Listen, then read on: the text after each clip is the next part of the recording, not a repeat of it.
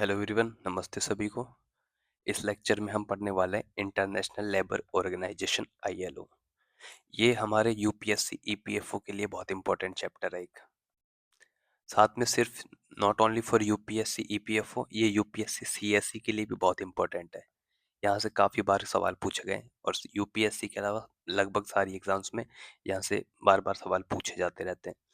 तो इस लेक्चर को बहुत ध्यान से पढ़िएगा और जो इसके नोट्स है वो मैं टेलीग्राम में डाल दूंगा, जहाँ से आप इसको डाउनलोड कर लेना और बाद में फर्दर वीडियो देखने के बाद रिवाइज करना हो तो वहाँ से आप रिवाइज कर लेना। ठीक है, तो चलो शुरू करते हैं हम अपना आईएलओ मतलब इंटरनेशनल लेबर ऑर्गेनाइजेशन। तो देखो, आईएलओ क्या है? आईएलओ जो यूनाइटेड नेशंस है, यूनाइटेड नेशंस, उसकी एक स्पेशलाइज्ड एजेंसी है। स्पेशलाइज्ड एजेंसी है, यूनाइटेड नेशंस की एक स्पेशलाइज्ड एजेंसी है। एक सेकेंड। जो क्या करती है? ये करती है कि जो भी वर्कर्स है, जो भी एम्प्लॉयर्स है। हमने यूपीएससी ईपीएफओ के सिलेबस में लगभग सारी चीजें का पढ़ी है। वर्कर्स के बारे में पढ़ा है, एम्प्लॉयर्स के बारे में पढ़ा है, और उसमें गवर्नमेंट्स का क्या रोल है वो सब पढ़े हैं। तो आईएलओ भी इन्हीं चीजों के बारे में बात करती है कि भाई आईएलओ क्या है? यूनाइटेड नेशंस की एक स्पेशलाइज्ड एजेंसी है जो वर्कर्स, एम्प्लॉयर्स और गवर्नमेंट्स, इनके राइट्स को क्या करती है? प्रोटेक्ट करती है। बस ये है आईएलओ। आईएलओ का एम क्या है? मेन एम क्या है आईएलओ का? कि वर्ल्ड में क्या करना? Social justice and fair standards fair labour standards को क्या करना? प्रमोट करना। ये है आईएलओ का एम। इसका नेचर किस टाइप का है? जो इसका नेचर ऐसा है कि ये बिल्कुल एक यूनिक ऑर्गेनाइजेशन है। यूनिक ऑर्गेनाइजेशन है। क्या यूनिक बनाता है इसको? इसको यूनिक बनाता है इसका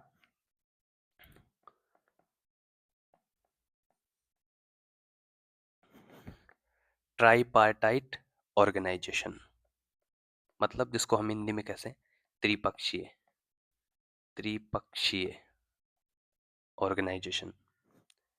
ये डिसीजंस सिर्फ गवर्नमेंट नहीं लेती, बाकी तीन ग्रुप्स मिलकर लेते हैं। तीन ग्रुप्स कौन कौन से हो गए आपके?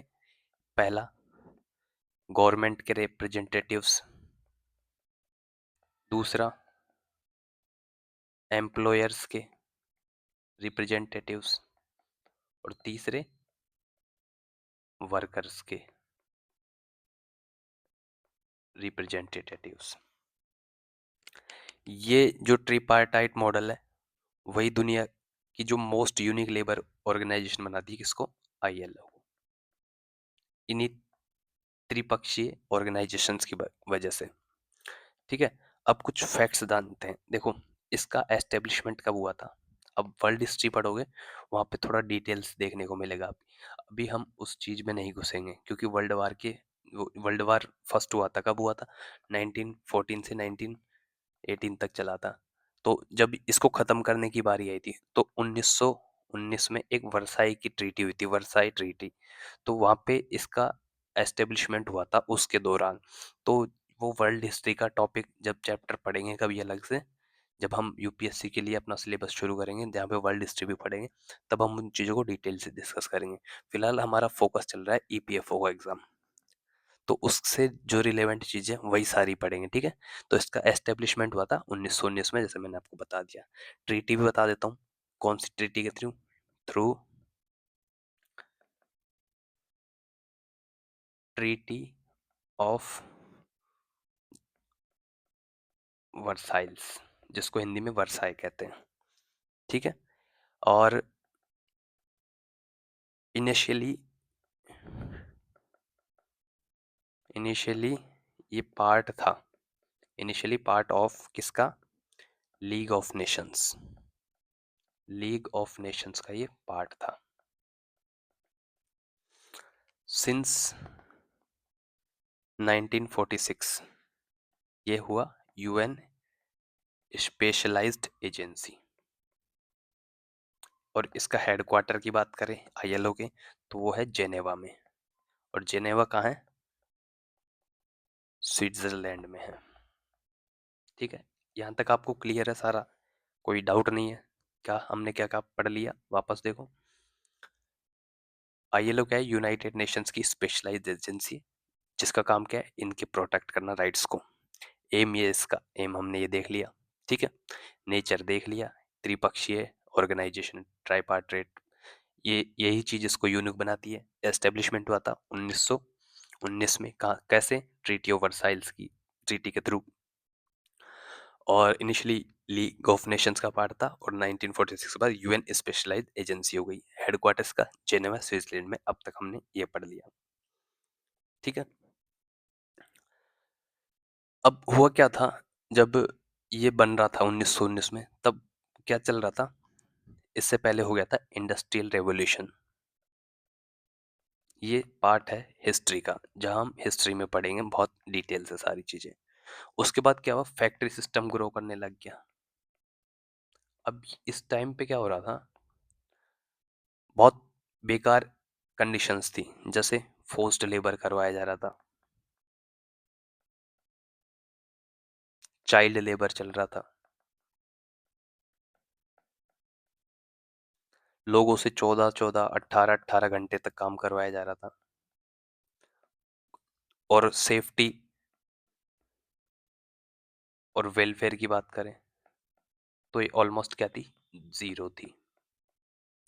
कोई no minimum wages, minimum wages जैसा कोई कंसेप्ट नहीं था। अब आपको, अगर आपने मेरे साथ शुरू से जुड़े हुए हो, आप मेरे सारे लेक्चर्स आपने देखे हैं जिनमें हमने लेबर लॉज पढ़े थे, तो मैंने स्टार्टिंग में आपको 10 लेबर लॉज पढ़ाए थे जो कोर लेबर लॉज है। उसके बाद अभी मैं रिसेंटली लगभग 4-5 वीडियो मैंने डाल दिए हैं। अब वो वाले आपको बहुत इजी लग रहे होंगे, क्यों, क्योंकि यही थे वो मेन, जहाँ से आपका बेस स्ट्रांग हो गया था। अब ये जो आगे पढ़ रहा बच्चों जैसी चीजें लग रहे होंगे।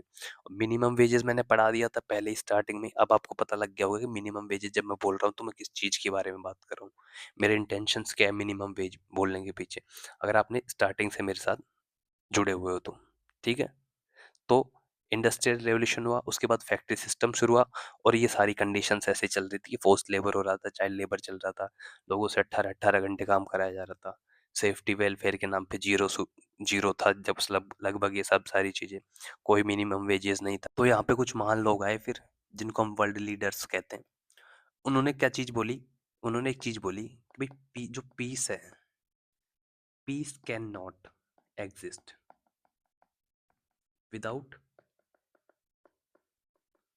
Social justice. ये इन्होंने क्यों कहा होगा, इन्होंने इसलिए कहा होगा क्योंकि एक लोग है, दो लोग है, 10 लोग है, 1000 लोग है, लाख लोग है, ये मिलकर क्या बनाते हैं, एक सोसाइटी बनाते हैं। ऐसी और सोसाइटीज मिलकर क्या बनाती है, मान लो एक अपने देश का ही एग्जांपल ले, तो क्या बनाती है, स्टेट बनाती है। पूरे स्टेट्स मिलकर क्या बनाते हैं फिर, कंट्री बनाता है। अगर इनका ही, इनके साथ हम भेदभाव करेंगे, इनको हम फोर्स लेबर करवाएंगे, कोई सेफ्टी नहीं देंगे, कोई मिनिमम वेजेस देंगे, तो ये क्या करेंगे, विद्रोह करेंगे। एक ये सोसाइटी विद्रोह करेगी, ये सोसाइटी विद्रोह करेगी, ये पूरा स्टेट विद्रोह करेगा, देश विद्रोह करेगा, और वर्ल्ड फिर ऐसे यहाँ पे क्या हो जाएगा, अनरेस्ट वाली कंडीशन सिचुएशन आ जाएगी। तो इसके लिए क्या किया, वर्ल्ड लीडर ने कंक्लूड किया कि भाई जो पीस है can not exist without social justice. ठीक है, तो उसके बाद आया फिर आईएलओ का रोल। अब आईएलओ को हम पढ़ेंगे, जो हमारा मेन टॉपिक है। अब देखो जो आईएलओ है, आईएलओ इंटरनेशनल लेबर ऑर्गेनाइजेशन, इसके 3 ऑर्गन्स हैं, 3 मेन ऑर्गन्स हैं। ये कह सकते हैं हम, ये 3 पार्ट्स में डिवाइड है। 3 पार्ट्स कौन कौन से, एक तो है इंटरनेशनल ने इंटरनेशनल लेबर कॉन्फ्रेंस। देखो राइटिंग समझ आ रही है तो आप इस इन नोट्स को बाद में प्रेफर कर सकते हो। बाकी मैं बोल ही रहा हूँ साथ में, और नहीं समझ आ रही है तो इतनी स्लो पढ़ा रहा हूँ, धीरे धीरे लिख लिख के पढ़ा रहा हूँ।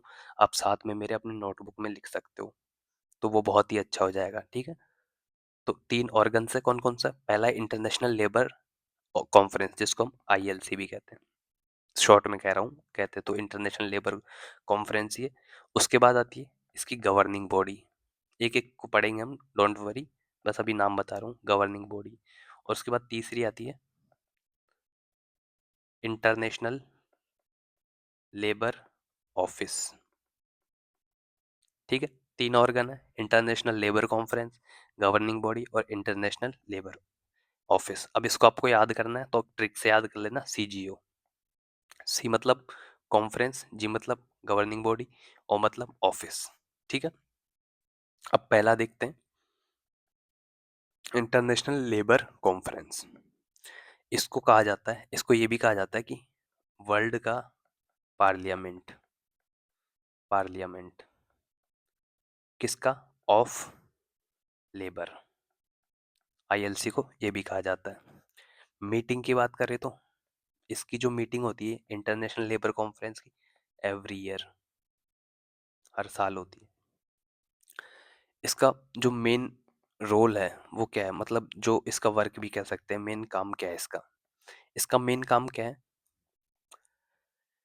लेबर स्टैंडर्ड्स बनाना। लेबर स्टैंडर्ड्स बनाना। अब कौन कौन से लेबर स्टैंडर्ड्स है वो सारी चीजें बात करेंगे। अब स्टैंडर्ड्स में भी 2 चीजें होती है, एक तो आईएलओ में होते हैं कन्वेंशंस, कन्वेंशंस, और एक होते हैं रिकमेंडेशंस। अब दोनों में डिफरेंस आगे देखेंगे, अभी छोड़ो, बस बता रहा हूँ कि इसका काम क्या होता है आईएलसी का। रिकमेंडेशंस, ठीक है। और इसके जो रिप्रेजेंटेटिव होते हैं, जो इसका रिप्रेजेंटेशन का फॉर्मूला होता है, टेशन फॉर्मूला कह लो आप इसको, ये होता है कि इसमें होते हैं 2 गवर्नमेंट की तरफ से रिप्रेजेंटेटिव, एक एम्प्लॉयर की तरफ से, एम्प्लॉयर्स की तरफ से, और एक रिप्रेजेंट करता है वर्कर्स को। ठीक है, ये क्या है? ये पढ़ लिया हमने आईएलसी, और बहुत सारी चीजें हम इसमें पढ़ सकते हैं, लेकिन अभी फिलहाल हमारी ईपीएफओ के लिए रिलेवेंट नहीं है। नहीं तो हम एक एक चीज को बहुत डिटेल में जब पढ़ेंगे, जब प्रॉपर हम सीएसई के लिए पढ़ेंगे, यूपीएससी सिविल सर्विसेज के लिए, तब बहुत अच्छे से ये जो लेक्चर है वो हो सकता है बहुत लंबा हो उस टाइम। तो अभी हमारे लिए जो इम्पोर्टेंट है, क्योंकि हमारा एग्जाम बहुत पास है और बहुत सारा लंबा सारा सिलेबस है, यूपीएससी वाला तो है ही, साथ में लेबर लॉज, अकाउंटिंग, ऑडिटिंग, तो इतना सारा फिर रिवाइज करना बहुत मुश्किल हो जाता है। इसलिए जो की पॉइंट्स है जहाँ से क्वेश्चंस बन सकते हैं, क्योंकि एमसीक्यूज आने जो आपको ट्रिगर हो जाए कि भाई जैसे ही मैंने देखा, हाँ मैंने ये पढ़ा था, इसलिए मैं सारी चीज़ें आपको बहुत टू द पॉइंट और शॉर्ट में पढ़ा रहा हूँ। ठीक है, आईएलसी इतना ही पढ़ेंगे हम अभी। दूसरा गवर्निंग बॉडी था, सीजीओ बोला तो कॉन्फ्रेंस हो गया, अब गवर्निंग आ गया, गवर्निंग बॉडी। अब इसको देखो ये क्या है। जो गवर्निंग बॉडी है, जैसे उसको पार्लियामेंट कहते थे, इसको एग्जीक्यूटिव कमेटी कहते हैं। किसका? आईएलओ का क्या कहते हैं? एग्जीक्यूटिव कमेटी कहते हैं, क्योंकि इसका काम कुछ ऐसा ही है। इसकी मीटिंग की बात करें तो साल में 3 से 4 बार कर लेता है ये, 3-4 टाइम्स। इसके वर्क या फंक्शंस की बात करें तो ये क्या काम करता है? पहला काम, जो इंटरनेशनल लेबर कॉन्फ्रेंस है, जो हमने ऊपर पढ़ा, लेबर कॉन्फ्रेंस है, इसका क्या एजेंडा है, ये तैयार करता है, ये ड्राफ्ट करता है। कौन? Governing body. कुछ इसके बजट्स भी होते होंगे, क्योंकि मीटिंग हो रही है तो चाय पानी नाश्ता भी आ रहा होगा, कुछ और भी खर्चे हो रहे होंगे, तो उसका जो बजट होता है वो भी यही अप्रूव करता है। ठीक है, और इसमें मेन पोस्ट होती है डीजी की। डीजी मतलब डायरेक्टर जनरल, आईएलओ में। उसको अपॉइंट भी कौन करता है? गवर्निंग बॉडी ही करता है। क्लियर है इतना? तो गवर्निंग बॉडी का क्या काम हो गया? जो आईएलओ है उसका एक क्या कह सकते हैं हम? पॉलिसी मेकिंग यूनिट कह सकते हैं। Policy making unit. कौन? जो हमारा गवर्निंग बॉडी है वो क्या है? आईएलओ का एक पॉलिसी मेकिंग यूनिट है। दो पढ़ लिए। तीसरा, इंटरनेशनल लेबर ऑफिस। ठीक है, आईएलसी और गवर्निंग बॉडी क्लियर है। उसके बाद इंटरनेशनल लेबर ऑफिस। तो ये क्या है? ये आईएलओ का परमानेंट परमानेंट सेक्रेटरेट है। स्पेलिंग सही है ना? देख लेना। सेक्रेटरेट मेरे हिसाब से ठीक है। हाँ ठीक है बिल्कुल। तो ये परमानेंट सेक्रेटरेट है किसका? आईएलओ का। सेक्रेटरेट मतलब जो हम कहते हैं सचिवालय जिसको कहते हैं, सचिवालय। जैसे भारत का भी सेक्रेटरेट है। और इसका हेडक्वार्टर कहाँ है? इसका हेडक्वार्टर जेनेवा में ही है, स्विट्जरलैंड। ठीक है। इसका हेड कौन होता है? जो हमने अभी देखा, डीजी, डायरेक्टर जनरल वो होता है। उसी की तरह जैसे उनके काम देखे, उनके फंक्शंस देखे, तो इसके फंक्शंस क्या है? इसके फंक्शंस रिसर्च करना, डाटा कलेक्शन करना,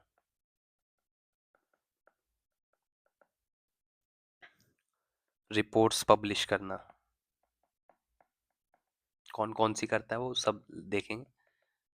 फिलहाल इन तीनों के काम देख लो क्या है। रिपोर्ट्स पब्लिश करना और कुछ प्रोग्राम्स बनाए, उनका क्या है? इम्प्लीमेंटेशन करना। ठीक है, तीनों क्लियर हो गया आपको। आईएनसी क्लियर है, गवर्निंग बॉडी क्लियर है, और इंटरनेशनल लेबर ऑफिस क्लियर है। ट्रिक बता दिया, सीजीओ से याद कर लेना तीन चीजें। और तो नहीं है कुछ ऐसा। नेक्स्ट पे आते हैं।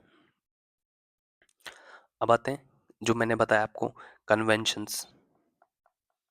कि कन्वेंशंस क्या होते हैं, एंड और साथ में हम पढ़ेंगे कोर कन्वेंशंस। बहुत सारे कन्वेंशंस हैं लेकिन सारे नहीं पढ़ने हमको, पढ़ने सिर्फ कोर कन्वेंशंस। किसके? आईएलओ के। ये पढ़ने हैं बस। तो कन्वेंशंस की बात करता हूं मैं सबसे पहले। कन्वेंशंस होते क्या हैं? कन्वेंशंस, आईएलओ के जो कन्वेंशंस है उनका मतलब आप समझ लो, ये इसके बराबर है कि जो इंटरनेशनल आपके लेबर एग्रीमेंट कह लो इनको। एग्रीमेंट क्या होते हैं? बाइंडिंग इन नेचर होते हैं, या फिर स्टैंडर्ड कह लो। अगर किसी ने इसके कन्वेंशंस पे साइन किया तो वो बाइंड हो जाएगा उनको फॉलो करने के लिए। ठीक है। तो कन्वेंशंस कहें तो ये क्या होते हैं? लीगली बाइंडिंग होते हैं नेचर में। बाइंडिंग डॉक्यूमेंट किन के लिए? जो इस पे साइन कर रहा है। अब वो साइन करने वाले कोई देश भी हो सकता है, कोई गवर्नमेंट, कुछ कोई सी भी गवर्नमेंट हो सकती है। ठीक है।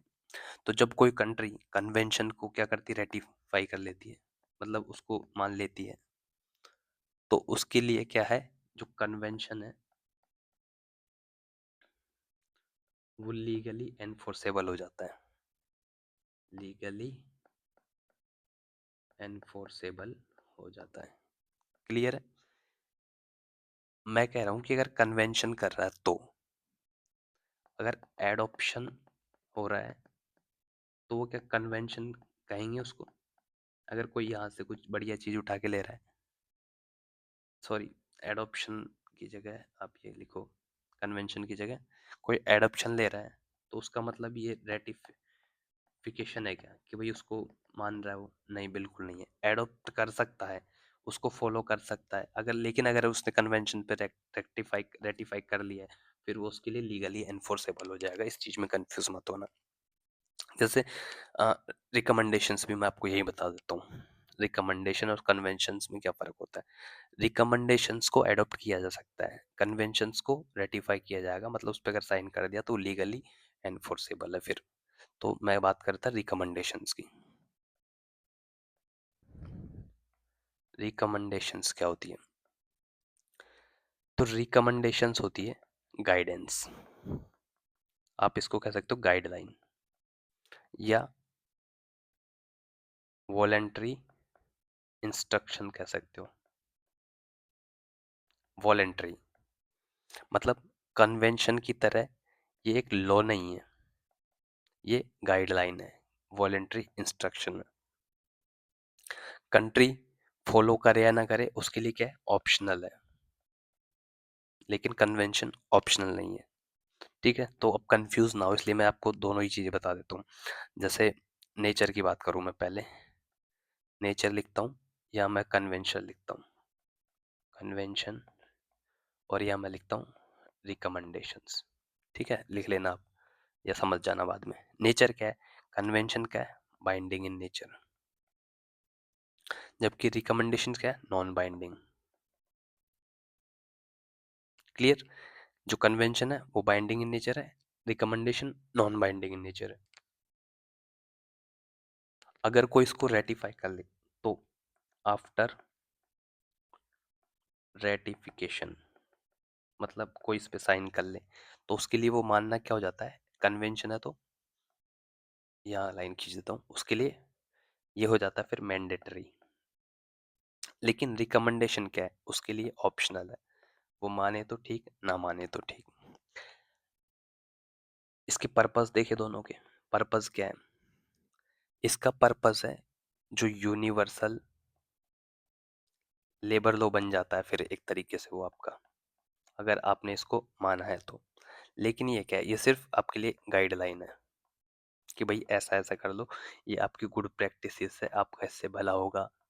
ये एक तरह से रिकमेंडेशंस क्या है, ज्ञान की बात है, माने तो ठीक ना माने तो ठीक। और इसमें अगर कुछ अमेंड की बात करें कि क्या ये अमेंड, तो ये इसको अमेंड करना बहुत डिफिकल्ट है फिर, लेकिन आप इसको अमेंड इजीली कर सकते हो। इतना क्लियर है? तो कन्वेंशन और क्या बात की हमने, रिकमेंडेशन। सी का मतलब हो जाता है कंपलसरी, अब याद कर लेना, कंपलसरी। और आर का मतलब क्या हो जाता है, रिलैक्स्ड कह लो आप, रिलैक्स्ड हो आप।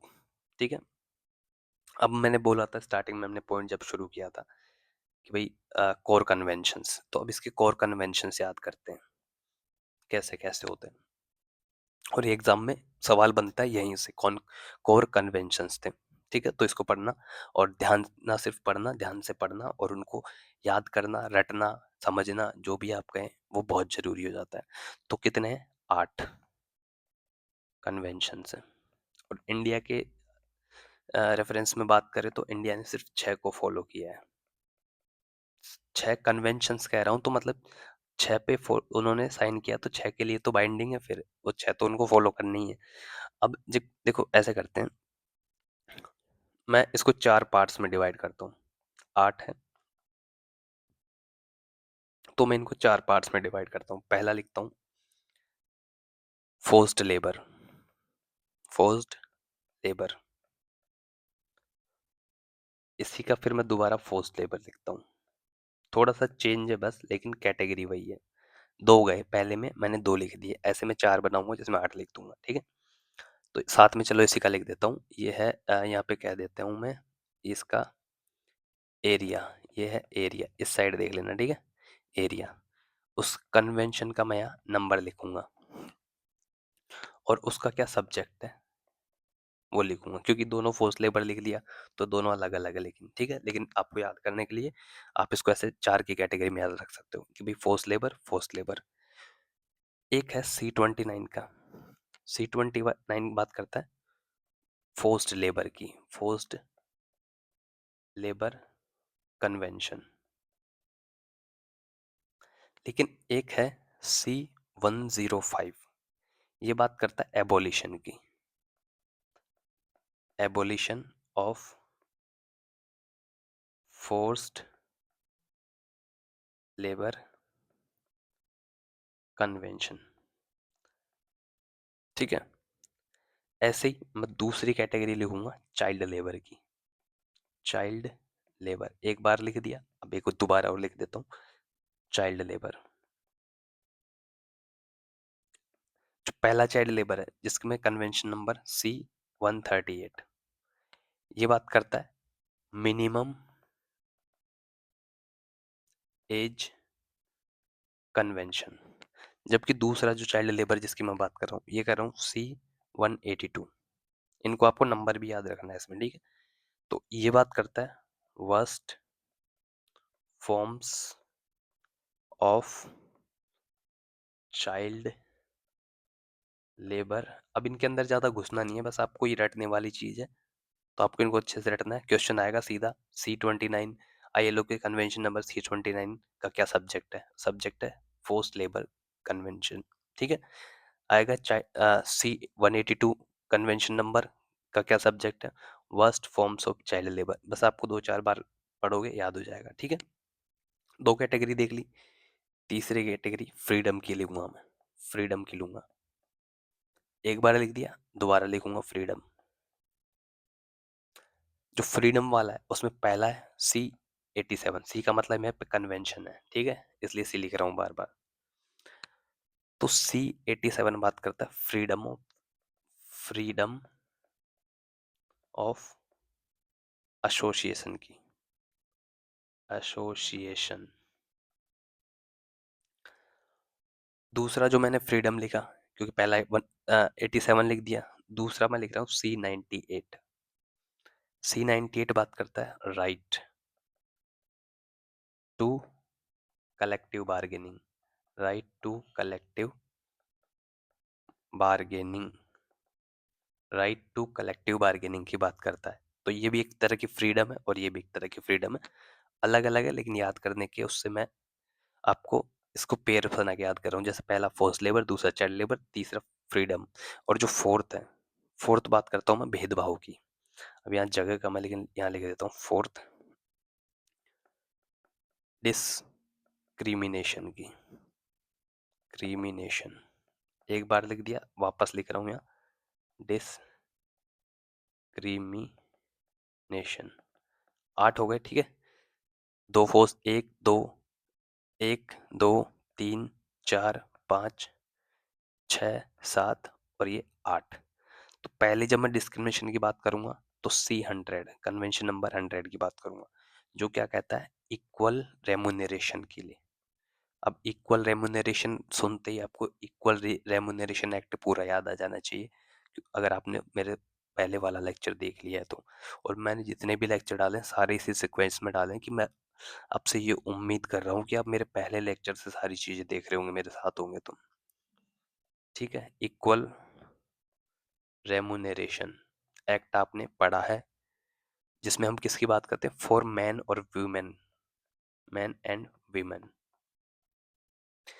पहला डिस्क्रिमिनेशन हो गया। दूसरा डिस्क्रिमिनेशन की बात करें तो ये बात करता है C-111, C-111, जो बात करता है discrimination in employment and occupation की, discrimination in employment, discrimination in employment and occupation, occupation. Clear है? 8 हो गए आपके। तो मैं वापस रिवाइज कराऊं, इससे बढ़िया आप वापस वीडियो रिवाइंड करके वापस देख लेना, ठीक है, क्योंकि बहुत लंबा लेक्चर हो जाएगा वरना, ठीक है। तो आप इनको वापस रिवाइज कर लेना। हम्म, कुछ एक चीज बताना चाहता हूँ लेकिन ठीक है बता देता हूँ, अगर देखो कुछ और भी पूछे ना तो एक शॉर्टकट है, शॉर्टकट, ठीक है। जो कन्वेंशन नंबर 29 से 105 है ना, वो बात करता है लेबर की। कन्वेंशन नंबर 138 से 182 बात करता है चाइल्ड की। जैसे देखो यहाँ चाइल्ड देखा हमने, ये चाइल्ड 138, सॉरी 105 नहीं, ये 29वां और 105वां बात करता है लेबर की, और 138 और 182 बात करता है चाइल्ड की। सॉरी माय मिस्टेक, ठीक है। उसके बाद हमने बात की 182 और 87,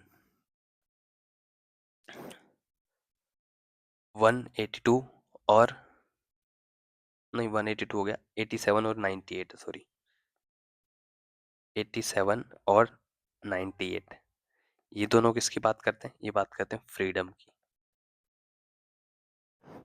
और जो 100 है और वो 111 है, ये बात करते हैं डिस्क्रिमिनेशन की, डिस्क्रिमिनेशन की।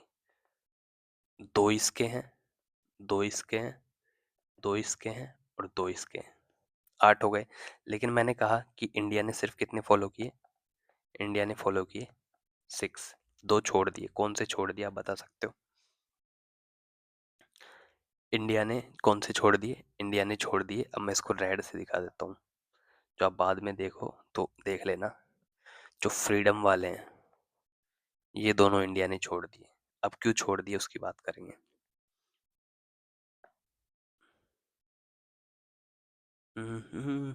इधर जा यार।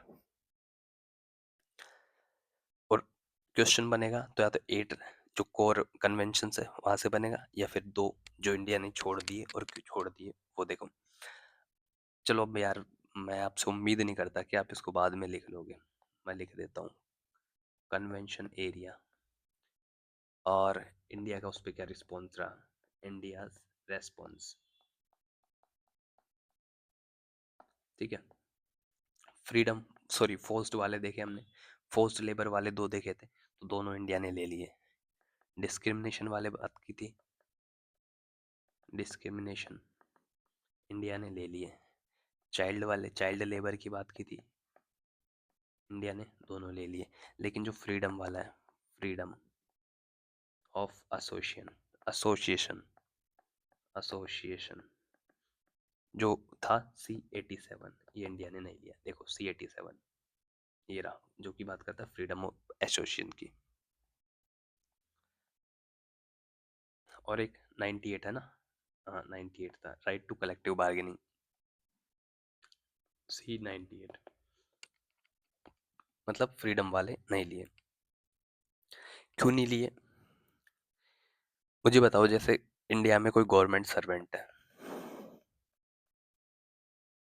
अगर आप में से कोई जॉब कर रहा है तो बेटर रिलेट कर पाओगे अगर आप किसी गवर्नमेंट सर्विस में हो तो जो गवर्नमेंट सर्वेंट्स हैं उनकी, हाँ बकायदा एक यूनियन होती है, नो डाउट।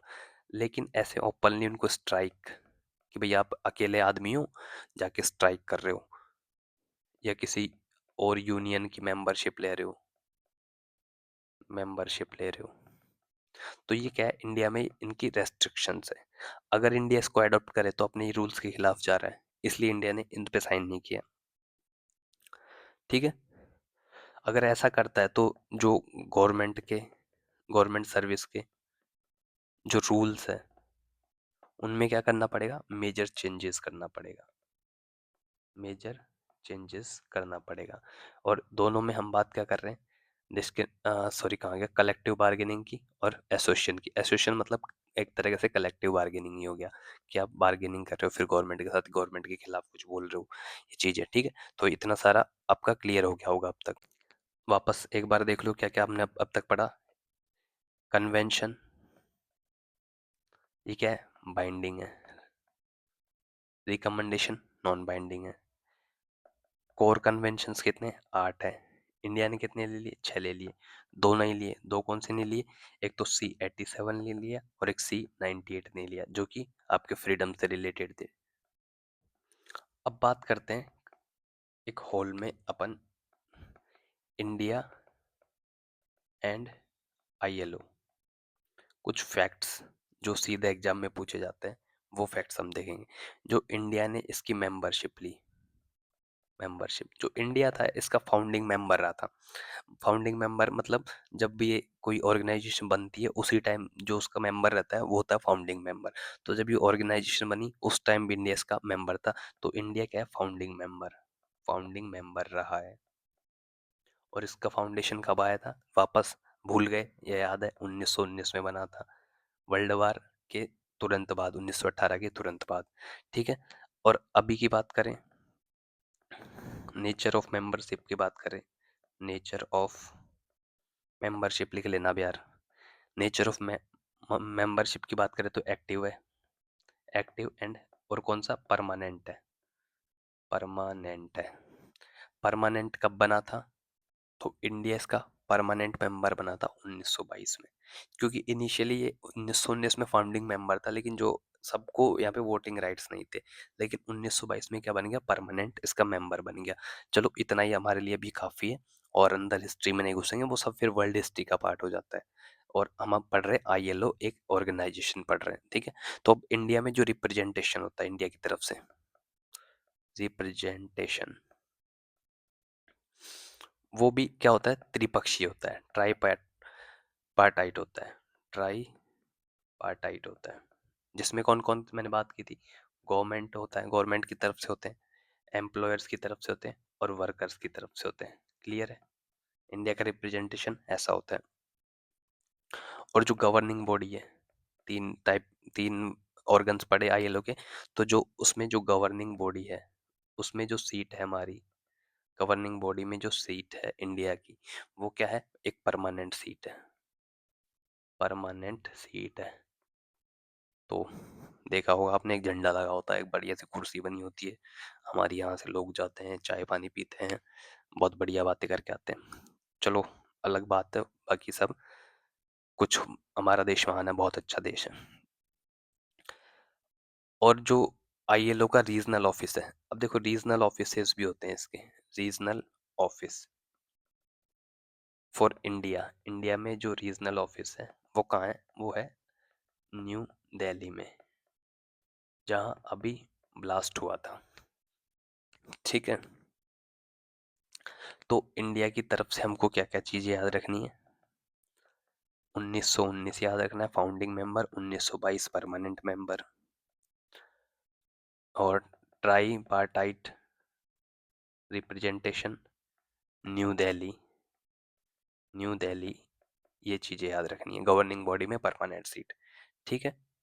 चलो एक चीज़ और, हाँ यहाँ बता देता हूँ, ये रहा, जब ILO में जो ILC है, इंटरनेशनल लेबर कॉन्फ्रेंस, या गवर्निंग बॉडी है, उसमें जो मीटिंग होती है, वहाँ पे जो गवर्नमेंट की तरफ से, इंडिया की तरफ से जो दो रिप्रेजेंटेटिव जाते हैं गवर्नमेंट के, वो दो जाते हैं, एम्प्लॉयर की तरफ से एक जाता है और वर्कर की तरफ से एक जाता है, मतलब टोटल कितने, 4 जाते हैं, ठीक है।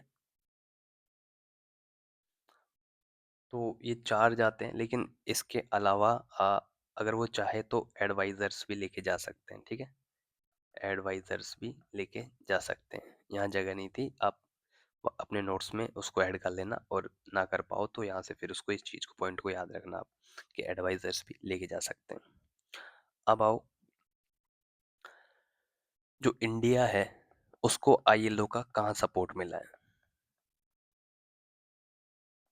सपोर्ट मिला है इंडिया को लेबर रिफॉर्म्स में। अब हमने इतने सारे लेबर लॉज पढ़ लिए, न्यू लेबर कोड्स पढ़ लिए, सब पढ़ लिए, लेकिन कुछ मेन है, जैसे एक IPEC है, जिसको कहते हैं, जैसे इसका पूरा नाम है चाइल्ड लेबर एलिमिनेशन प्रोग्राम। अब जब मैं चाइल्ड लेबर की बात कर रहा हूँ, तो आपको पूरा चाइल्ड लेबर आपके दिमाग में आ जाना चाहिए, सारे जो आर्टिकल्स है, जो केस है सुप्रीम कोर्ट के, सारे आपको याद आ जाने चाहिए, और नहीं आए तो अपनी नोटबुक में साइड में लिख लो, revise child labour act, family business में कैसे काम कर सकता है, उसमें चाइल्ड क्या डेफिनेशन चाइल्ड की दी है, क्या एडोलेसेंट की दी है, सब चीज़ें आपके दिमाग में घूमनी चाहिए जब मैं चाइल्ड लेबर की जैसे ही बात करता हूँ। तो एक सपोर्ट सेफ्टी जो और health programmes, safety and health programme, एक इक्विलिटी, ये सब फ्रेमवर्क हमने ILO से सीखे हैं सब चीज़। फिर in wages and women empowerment, जब मैं वीमेन एम्पावरमेंट बोल रहा हूँ तो आपको याद आना चाहिए equal remuneration act, maternity benefit act, सारी चीज़ें आपको याद आनी चाहिए, क्रीच फैसिलिटी की क्या कंडीशंस है, सब चीज़ें आपके दिमाग में घूमनी चाहिए, इतनी बार आपने रिवीजन उनका कर लिया होना चाहिए, और नहीं किया तो आप बहुत पीछे, आपको भी बहुत मेहनत की जरूरत है बचे दिनों में। एक decent work country programme. Programme मैं डिसेंट वर्क बोल रहा हूँ तो आपको फैक्ट्रीज एक्ट पूरा याद आ जाना चाहिए। ठीक है। अब मैं आपको देखो डिमोटिवेट नहीं कर रहा हूँ, लेकिन ये सच है कि आपको ये सारी चीज़ें याद आ जानी चाहिए अगर आपने बहुत अच्छे से पढ़ाई की है और सीरियस होकर पढ़ाई की है। मैंने जितने लेक्चर्स डाले, अगर बहुत से लोग कह रहे हैं कि वॉइस का इश्यू था, ये था, पॉलिटी पढ़ाई था, वॉइस का इशू था, ये नहीं पढ़ पाए। अब मेरे पास बहुत लिमिटेड टाइम है, मैं आपको पहले ही वीडियो में बता चुका। मैंने माइक मंगवाए दो, दोनों खराब आ गए। जब मैंने तीसरा माइक मंगवाया तो उसको आने में 3 दिन लगने थे, और उस दिन जब मैं वो पॉलिटी का रिकॉर्ड किया वीडियो, उस दिन का दिन था मेरे पास, तो ना बनाता तो पूरा दिन वैसे वेस्ट हो जाता। तो इसलिए मैंने जो था उसी से बनाया, और मैंने सोचा कि जो पढ़ने वाला होगा वो एडजस्ट कर लेगा, क्योंकि मैंने खुद ने उसको सुना कि भाई अगर समझ में नहीं आएगा तो कोई मतलब नहीं है, तो उसको पूरे को मैंने देखा, चला के देखा, तो इतना ठीक बना था कि आप उसको आराम से पढ़ सकते हो। लेकिन वॉइस का इशू है, ये इशू है, तो यार एक्सक्यूजेस देने को तो फिर पूरी दुनिया खड़ी है, लेकिन उस एक्सक्यूज को आपको निकाल के अपना आउटपुट निकालना है। ठीक है।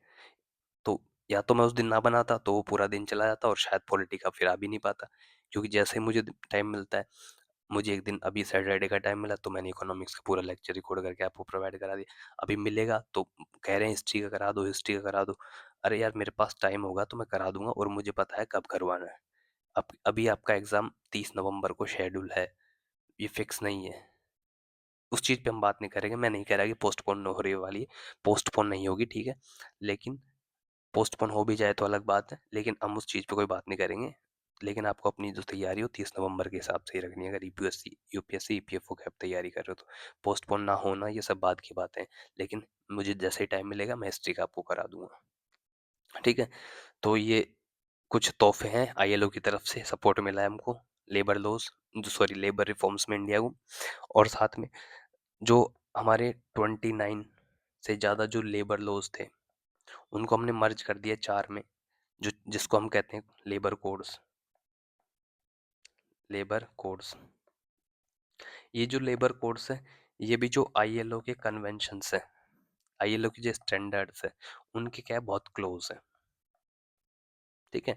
तो कौन कौन से हैं लेबर कोड्स, जैसे पहला हमने, और इनकी सारी की सारी वीडियो, न्यू लेबर कोड्स की भी वीडियो मैंने बहुत पहले आपको अपलोड कर दी थी, अब तक उनको आपको कवर कर लिया होगा, मैं आपसे ये भी उम्मीद कर रहा हूँ। और यहाँ से सवाल भी आएगा। कोड ऑन वेजेस था पहला। एक था इंडस्ट्रियल रिलेशन कोड। एक था सोशल सिक्योरिटी कोड। और एक था ऑक्यूपेशन सेफ्टी हेल्थ, ओएसएच जिसको बोला था, ओएसएच कोड। अब आईएलओ के स्टैंडर्ड्स कैसे मैच होते हैं वो देखो। जब हम कोड ऑन वेजेस की बात कर रहे थे, तो हम इसमें कन्वेंशन में हम इक्वल पे की बात करते हैं। Convention number 100। नो डिस्क्रिमिनेशन की बात करते हैं, कन्वेंशन नंबर 111 ऊपर पड़े हैं अभी। जब इंडस्ट्रियल रिलेशन कोड की बात करते हैं, तो हमने स्टार्टिंग में इसको रेटिफाई नहीं किया था कलेक्टिव, ना अभी किया है, कभी अभी तक नहीं किया है हमने आईएलओ के कन्वेंशन में। लेकिन हमने यहाँ कंसेप्ट को अपनाया है, जो कि रिकमेंडेशंस की तरह आप मान सकते हो आईएलओ के। तो ये किससे लिंक्ड है, यह है C98 से, जो हमने रेटिफाई नहीं किया था। सोशल सिक्योरिटी कोड की बात करें तो social security for all workers. और ओएसएच कोड की बात करें तो ये सेफ्टी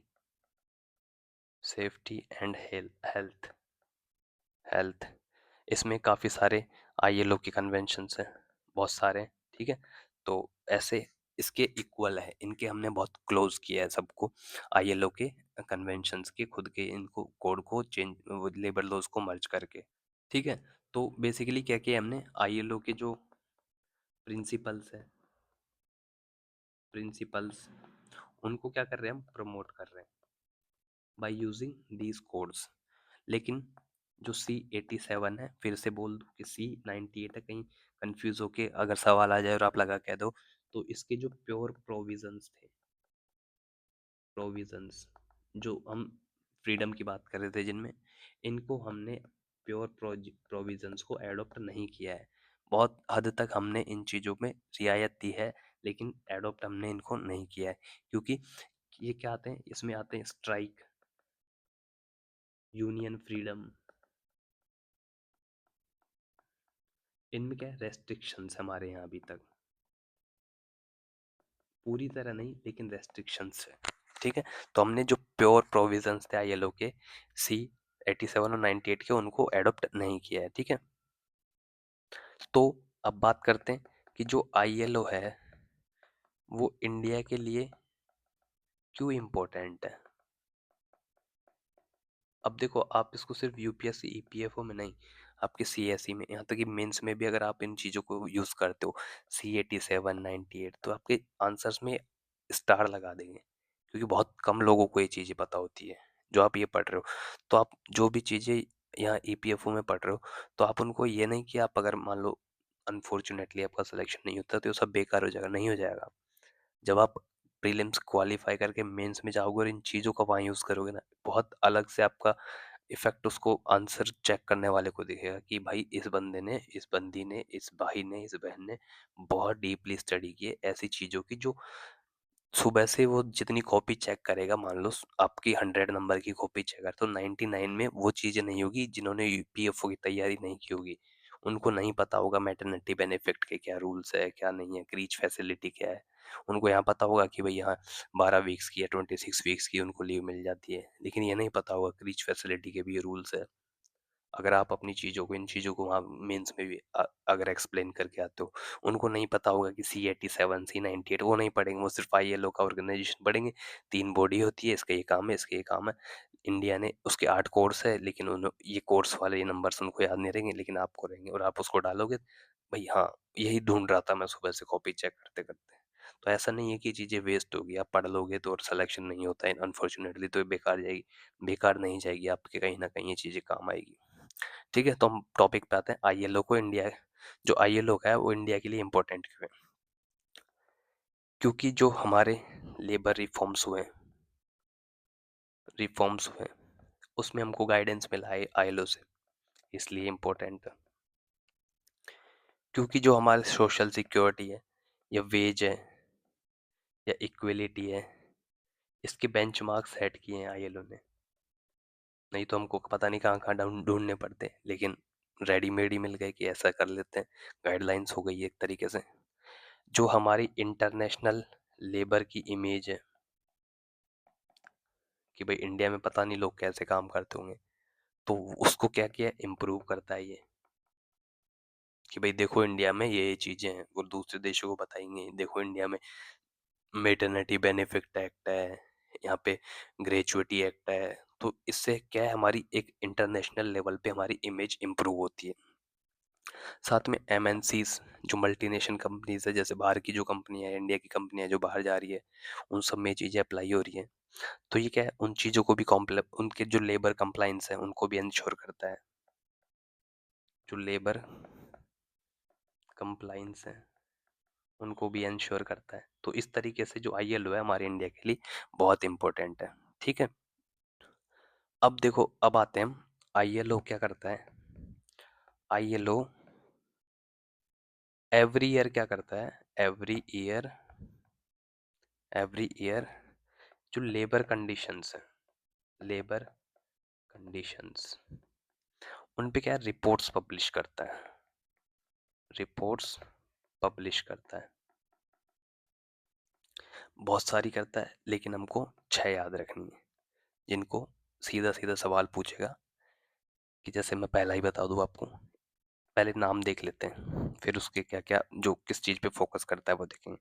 पहले जैसे रिपोर्ट का नाम है ग्लोबल वेज रिपोर्ट, पूछ लेगा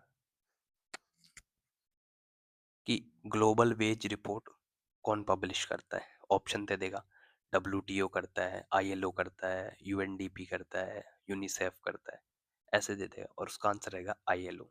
ठीक है, जैसे पहला ही हो गया, पहले नाम बता देता हूँ। एक होता है वर्ल्ड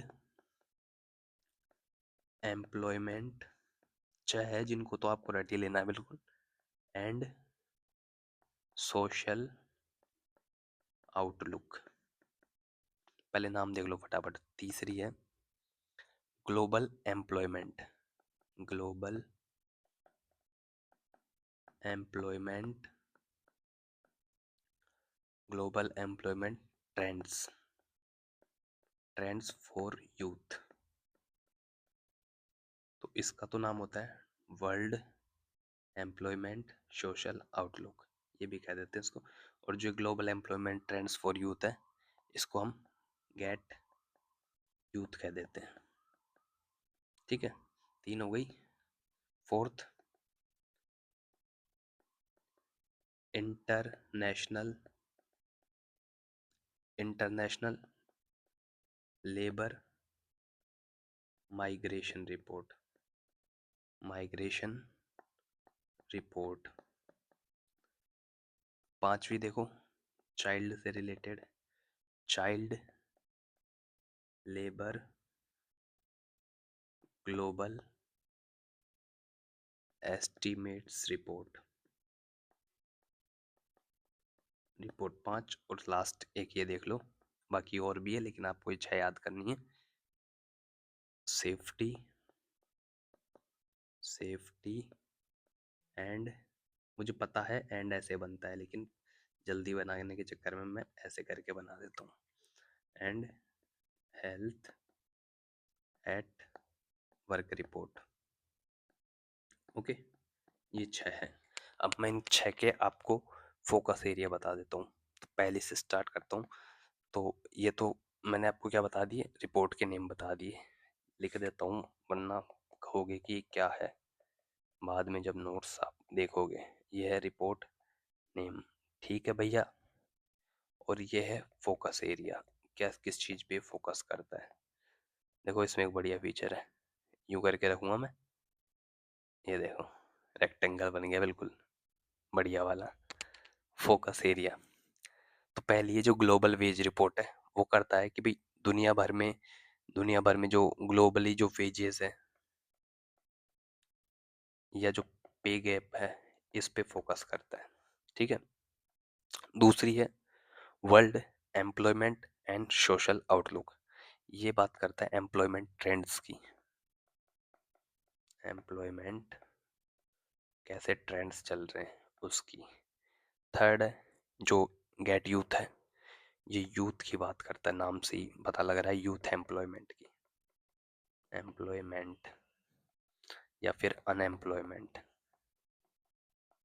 कितना यूथ, कैसे यूथ, कैसे रोजगार मिल रहा है, कैसा अनएम्प्लॉयड है, ये सब बातें करता है।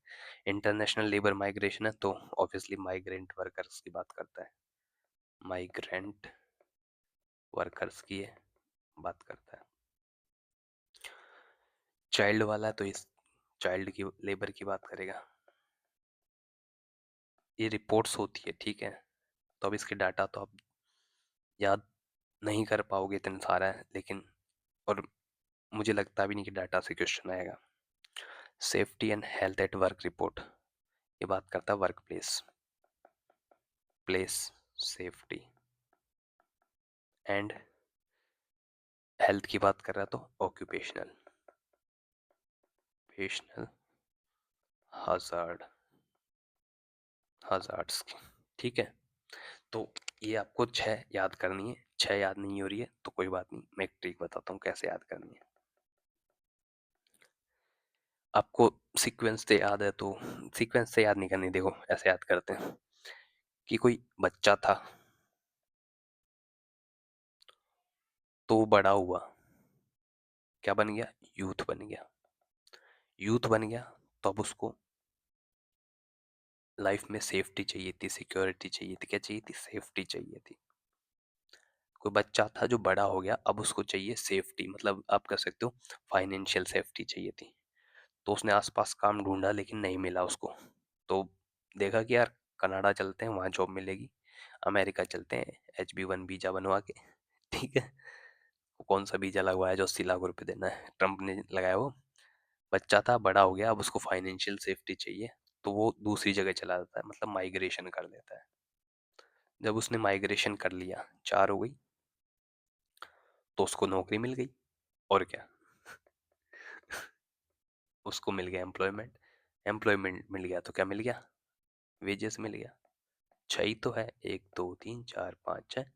चाइल्ड से कौन सी याद करनी, child labour estimates report. Youth से यूथ एड वाली, सेफ्टी से ये रही, माइग्रेशन से माइग्रेशन वाली रिपोर्ट, कहाँ गया इंटरनेशनल लेबर माइग्रेशन रिपोर्ट। और एम्प्लॉयमेंट से जो ये रही हमारी, कहाँ गई ये रही, नहीं ये तो हो गया, ये रहा world employment social outlook, employment trend वाली। और जो लास्ट है वेजेस वाली, वो रही ये ग्लोबल वेजेस रिपोर्ट। ठीक है, तो वापस स्टोरी सुनो। एक बच्चा था जो क्या हो गया, बड़ा बड़ा हो गया, तब उसको चाहिए पैसे, फाइनेंशियल सेफ्टी चाहिए।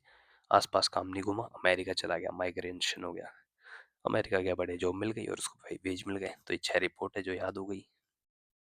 ठीक है, अब एक लास्ट टॉपिक और देख लो, बस एक लास्ट है, सिर्फ लास्ट है बस, इसके बाद कुछ नहीं।